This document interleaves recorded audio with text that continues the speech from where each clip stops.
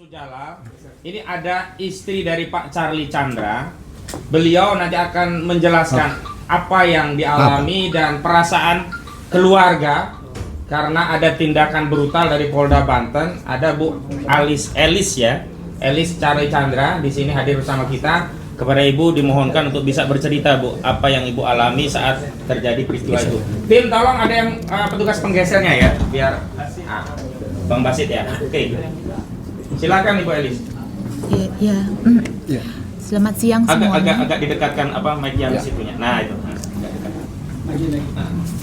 Baik, silakan. Ya, selamat siang semuanya. Saya istri Charlie Chandra, Elis. Saya di sini pertama aku ingin berterima kasih untuk kepercayaan semuanya, publik masyarakat kepada Charlie Chandra. Terima kasih sudah mempercayai Charlie Chandra. Ini merupakan dukungan moral yang sangat besar buat Charlie, buat saya dan keluarga. Ya, pada saat itu kita merasa pada saat penangkapan itu saya merasa yang ada di saya itu merasa ketakutan. Kenapa tiba-tiba nggak ada kabar, nggak ada apa-apa, tiba-tiba udah ada penangkapan. Dan pada saat itu karena kita sendiri dan Pak Charlie, kita minta supaya mereka tunggu pengacara kita datang.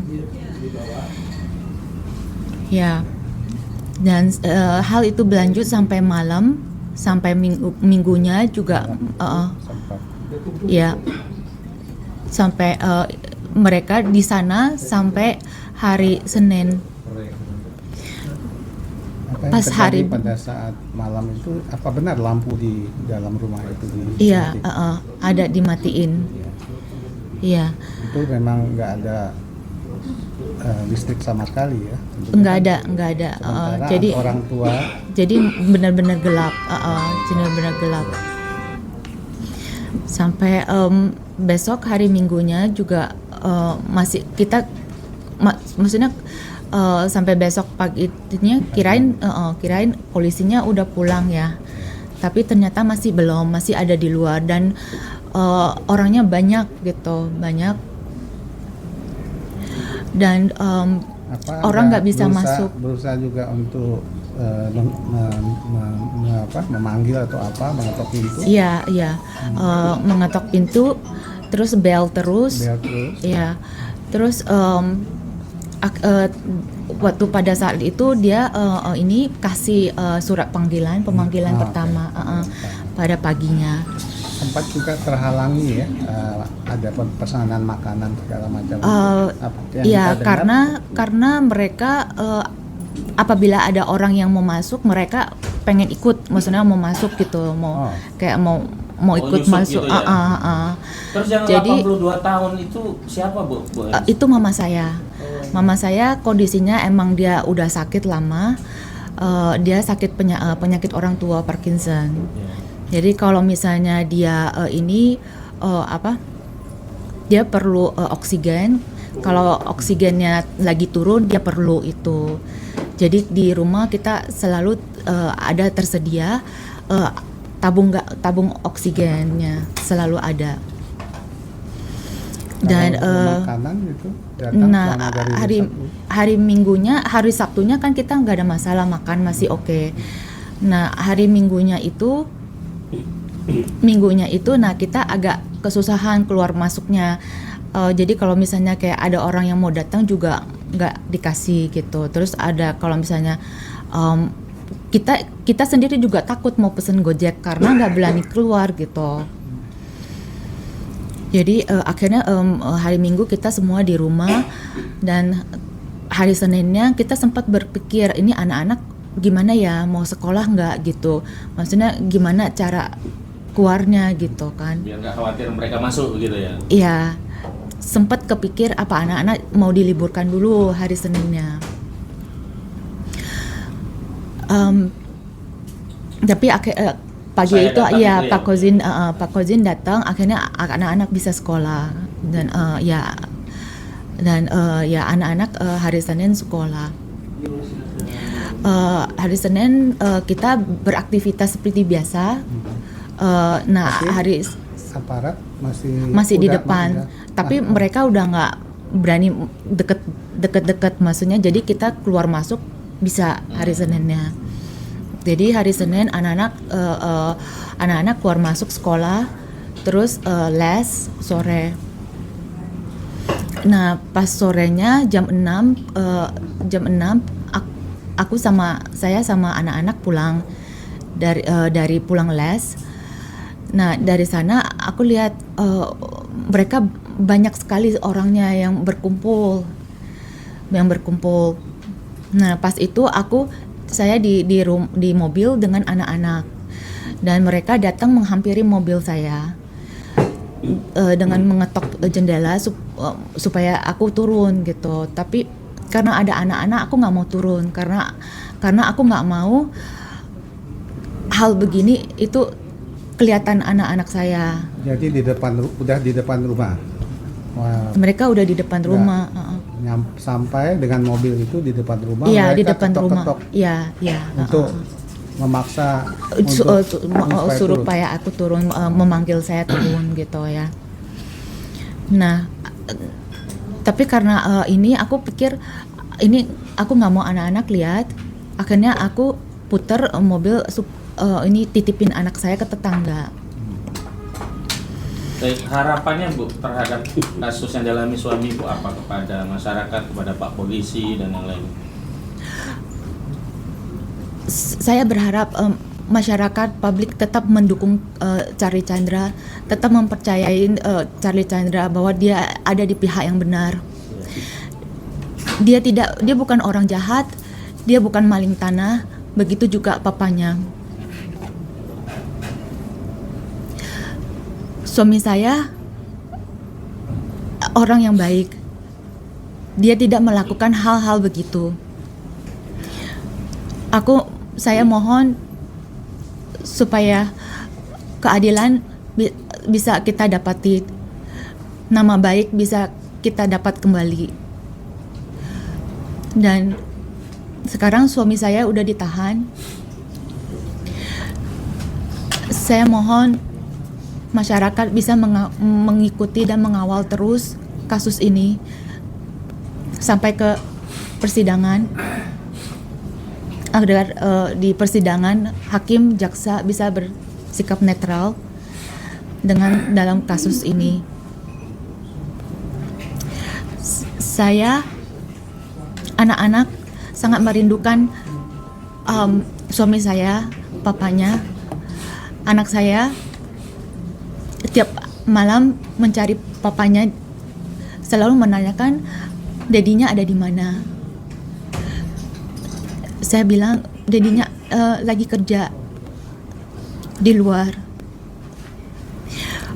Ditanya terus berapa lama pulangnya, dan itu saya sangat nggak bisa menjawab. Aku sangat bingung gimana menjawabnya.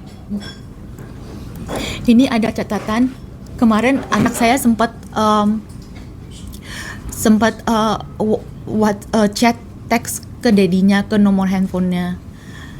Dia suruh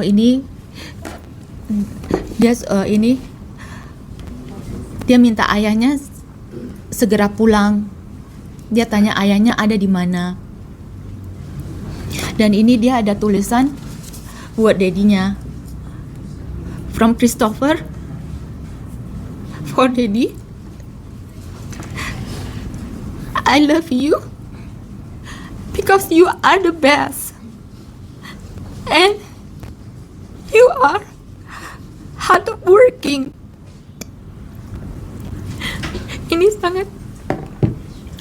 Ini sangat menyakitkan sekali buat kita, buat saya.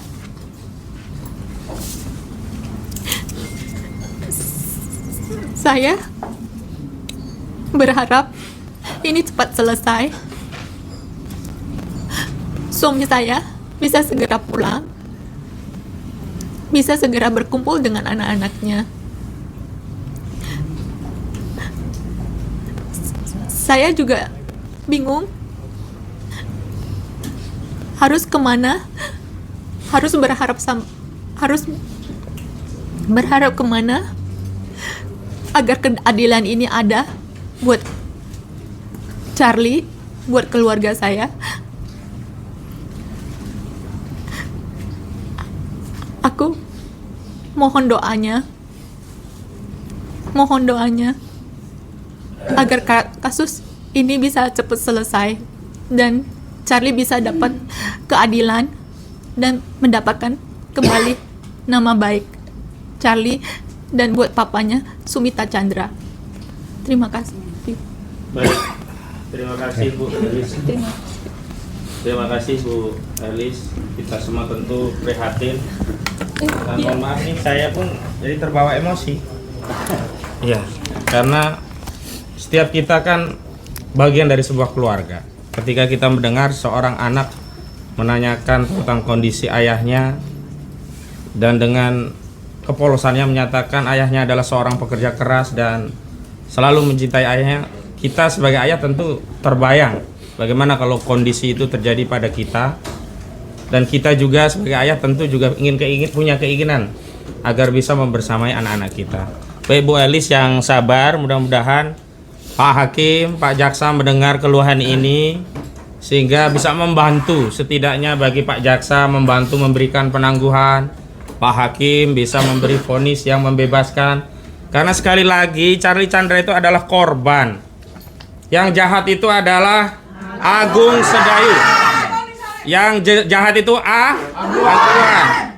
Ini di majalah Gatra sudah ada jejak kelam Agung Sedayu di PIK 2. Dan perkara ini sudah dikabarkan oleh majalah Gatra, sengketa sertifikat nomor 5 Desa Limo. Dibongkar semua oleh majalah Gatra. Dan mohon maaf, berkasnya, putusan perdatanya itu penggugat yang menggugat Pak Sumita Chandra itu sudah ditolak sampai kasasi, dan dalam pertimbangan kasasi ditegaskan saat itu pengadilan tingginya masih di Bandung karena masih Jawa Barat, belum pisah jadi Banten. Ini kasus sudah lama sebenarnya.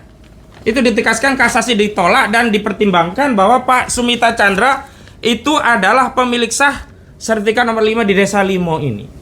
Dan kita tahu modus operandi Agung Sedayu Group dalam melakukan perampasan tanah itu selalu menggunakan person lain mengurus dengan, saya tidak sebut oknum BPN, orang-orang BPN. Sama seperti kasus pagar laut, orang-orang BPN yang kemudian dijadikan sarana untuk merampas tanah rakyat. Bukan hanya rakyat pribumi, non pribumi pun dimakan oleh Aguan ini. Baik, ada di tengah-tengah